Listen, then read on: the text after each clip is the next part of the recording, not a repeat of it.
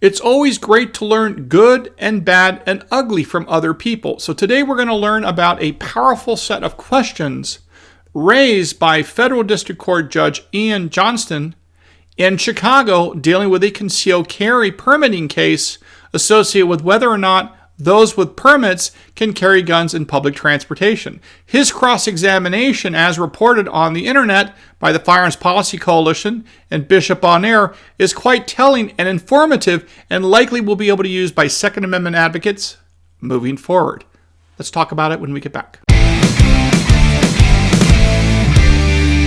Hey folks, I'm Mark Smith, host of the Four Boxes Diner, proud American gun owner, member of the United States Supreme Court Bar, and author of Israel Disarmed, What the 10/7 Attacks on Israel Teach Americans About the Right to Bear Arms. We must never forget to learn the lessons of others, which leads us to today's show, a powerful set of cross-examination questions proffered by Federal District Court Judge Iain Johnston in the Northern District of Illinois in the case of Schoenthal versus Rao, which deals with whether or not the plaintiffs that sued, where the plaintiffs were concealed carry holders with the proper permits, whether or not they could be permitted or prohibited by the state from carrying those guns with their licenses on public transportation, such as buses and trains and the like.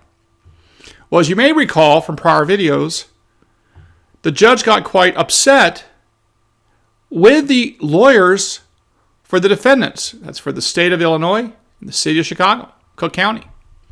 Why? Because in the defendants, in the government's motion to stay the decision previously entered by Judge Johnston, that decision by Judge Johnston said that indeed it violated the Second Amendment right to keep and bear arms by preventing concealed carry holders from being able to carry their handguns on public transportation means, trains and buses and the like.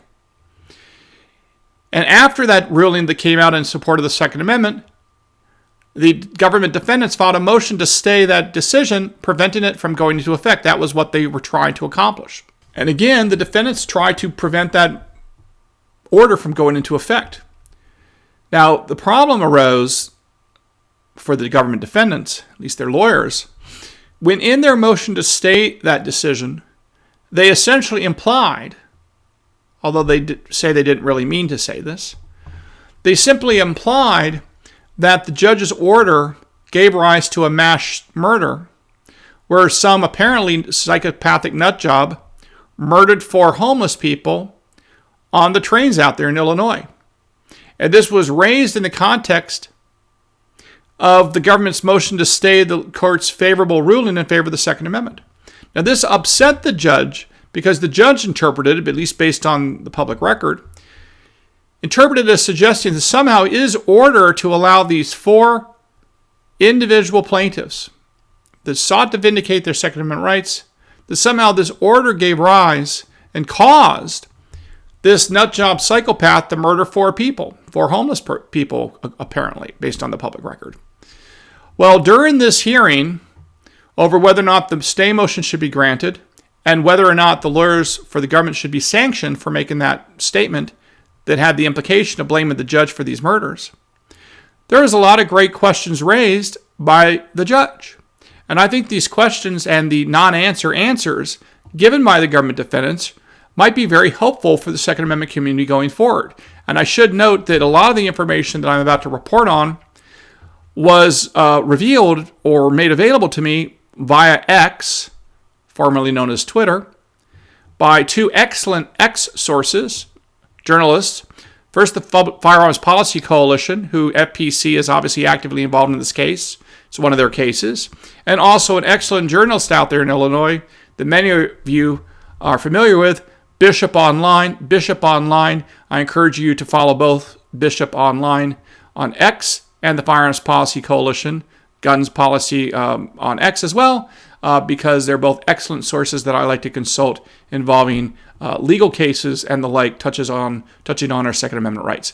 Now, with that said, this is some of the things that have been reported on X about what the judge said. Powerful questions. And remember, let us step back big picture-wise and then understand why these questions are so penetrating against the anti-gun movement. Big picture, we understand the anti-gun strategy. They don't want to talk about Mark Smith carrying a gun. They don't want to talk about Donald Trump carrying a gun back when he was a concealed carry holder in New York City. I don't know if he still is. They don't want to talk about law-abiding Americans carrying guns. They just want to talk about, as best I can tell, nutjob psychopaths that break all the laws of humanity, including laws against murder, rape, and robbery. And how these nutjobs, terrorists, thugs, misuse firearms. And they want to conflate, and this is the sleight of hand, they want to combine, if you will, the misbehavior of criminal psychopaths on the one hand with ordinary law-abiding behavior of ordinary Americans that follow the law and respect the Second Amendment like you and I. They want to blend these two together, but the U.S. Supreme Court has repeatedly said that Second Amendment rights and the scope of Second Amendment rights are not to be diminished or shrunken by virtue of misconduct or criminal activity of psychopaths, people that misuse firearms, any more than you cannot limit my ability to use my First Amendment rights on the phone, television, recording devices, the internet, the street corner, just because somebody might abuse their right to free speech by committing fraud or slandering people or doing some other terrible thing with some statements. That's not how we measure constitutional rights. So with that in mind, it was pretty clear what this judge intended to do with his examination of these lawyers for the government to make it very clear that the government had not been precise enough and they were sloppy poppy with their arguments by just generically talking about guns are bad and that bad people use guns and bad people misuse guns and somehow conflating that with the question presented in this case of Schoenthal versus Rao, which is, do these individuals that have carry permits and want to carry guns, are there somehow these individuals allowed to do so under the Second Amendment? Where he found, yes, they cannot be prohibited from doing so because of the right to keep and bear arms. So here's some of the powerful questions according to the reporting that the judge asked the defendants. He asked, is there any evidence of concealed carry holders accidentally firing guns since 2014? The answer was basically no. There was no answer. Then the judge asked, are there any evidence of concealed carry weapon holders shooting someone in public transit since 2014? Again, no evidence of that ever occurring. Then he specifically asked, for example, are these particular plaintiffs in the Second Amendment case of Schoenthal versus Rao, are they criminals? Any evidence of them being criminals or bad or anything? And the government defendants admitted, no, there wasn't. Then he went on to say, do concealed carry holders, have any of them ever had their license revoked for carrying guns or misbehaving guns, misusing guns, if you will, on public transit? And the lawyers basically said, no, we're not aware of any. Then the judge asked about killing people. He said, hey, are you suggesting that that we need to stay here, meaning I got to stay my order that allows these plaintiffs to carry their guns on public transport because they have concealed carry licenses? Are you suggesting that my order is killing people, causing people to commit murder? And the state of Illinois, according to the reporting, says that they didn't mean that they just wanted to show that the court's order relaxing gun regulations has the potential to harm public safety, public security. And then the court, and this is quite interesting, the court basically asked, according to the reporting, hey, if this is true, why aren't you signed to a newspaper article? Why aren't you signed to all these fancy-dancy scientific studies you supposedly have? That's essentially what the judge asked. Where is these studies? And there was a discussion about these studies and why there was maybe a couple studies suggesting that, generically speaking, the right to carry guns somehow implicates public safety. But again, the U.S. Supreme Court in Bruin, 2020, which said specifically that the right to keep and bear arms means you have the right to carry guns in public for self-defense. And you're not allowed to consider interest balancing. You're not allowed to consider how people might misuse guns in the context of, defining the scope and the right to keep and bear arms. And the right to bear means to carry guns in public in anticipation of needing it for self-defense in the possibility of a confrontation.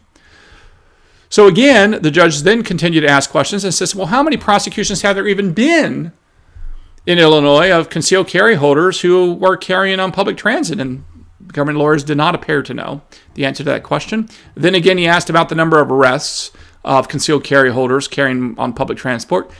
The defendants did not appear to have an answer to that.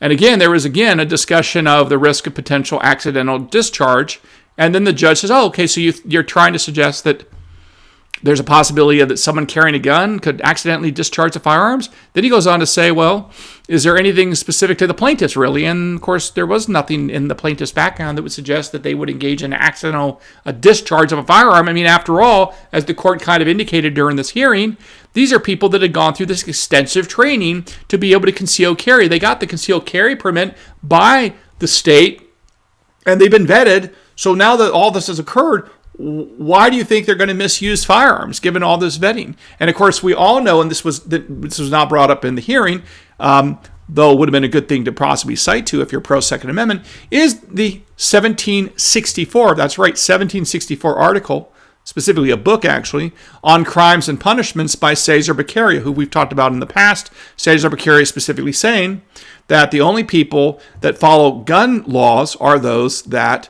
are law-abiding, and that the people that want to commit mayhem, murders, rape, and robberies, the worst violations of our human code of laws, are not going to be deterred in any respect from violating a gun law. And that, as Cesar Beccaria said in the year of our Lord 1764, the only people that benefit from gun control or gun bans are those people that are criminals, because an unarmed man can be much more easily attacked and preyed upon by an armed man than an armed man is. In other words, it's a lot easier to attack someone who's defenseless and without arms than it is to attack someone who has arms. This is a no-brainer. This is why the president and our political elites and our media elites and our financial elites and our religious elites, such as the Pope, surround themselves with men and sometimes women with firearms. What's the purpose of the firearms? We know what the purpose of those firearms are. They're to deter and stop bad people from doing bad things to good people. And that is basically what, of course, I think the judge here, Judge Johnston, understood the purpose of the Second Amendment. So to close, it was a big win for the Second Amendment. We previously reported on this. The judge denied the motion to stay, which meant he refused to stop the order from going into effect in favor of the Second Amendment, in favor of these individual plaintiffs that sought to vindicate their Second Amendment rights. And the judge did deny or refuse to sanction these government lawyers, which I think arguably in this instance was the right decision. I think it was a close call, but I understand what the lawyers were trying to do. It was sloppy in my opinion, and presumably this will be a lesson that other lawyers in the anti-gun movement and the other defendants' lawyers will take notice of, that perhaps just throwing up a bunch of stories about guns are bad and bad people misuse guns like they misuse all sorts of other things in our society, and that is simply not enough, that you somehow have to tie causally. You have to show a causal connection, not correlation, but a causation between law-abiding Americans exercising their Second Amendment rights on the one hand and some sort of terrible outcome with violent crime on the other hand. And you simply cannot do that, because we know from all the evidence that was presented even in the Bruin case before the Supreme Court that the most law-abiding people in America, by all measures as I recall, are those with concealed carry permitting cards or concealed carry weapons cards. They're more law-abiding, as I recall from the data, than even law enforcement officers are. So, to attack concealed carry holders as a threat to public safety with quote-unquote sensitive places and trying to stop them from carrying guns and all this other stuff seems to be a bunch of hooey. Nevertheless, the fight will continue, and we will see what happens on appeal when the governments take this appeal in Schoenthal versus Round. We will keep you apprised. But in the meantime, I thought these were great questions and a great way to focus the mind for us when we're debating quote-unquote sensitive places, which, as you know, is a euphemism for government-mandated gun-free zones. But again, Judge Johnston, in this case, that the government-mandated gun-free zone of these public trains and these public transits and the like, public buses, was not adequate and was not historically founded, and ruled in favor of these particulars 2A plaintiffs. And we'll see what happens in the future in this case. And we will bring you the news as it breaks. And don't forget again to follow not only me on X at 4 Boxes Diner, but make sure you check out the Firearms Policy Coalition on X, as well as Bishop on Air whose reporting I relied on considerably in discussing this case in this video. All right, folks, hope you learned something here today. Again, we look forward to seeing you very soon here at the Four Boxes Diner. Make sure you like this video and make sure you subscribe, and we'll see you again very soon here at the Four Boxes Diner. Orders up. Table 2A.